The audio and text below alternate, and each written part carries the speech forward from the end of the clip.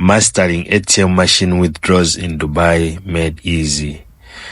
Start by inserting your card into the ATM machine. Alright. Then go ahead and input your password or your PIN. After that, go to the main menu to select the amount you want to withdraw. Okay. Select the amount. If you need a receipt, select yes. If not, then select no. Select if you want to make this your favorite amount, and select no if you don't want to donate. Go ahead and take your card back. Then take your cash.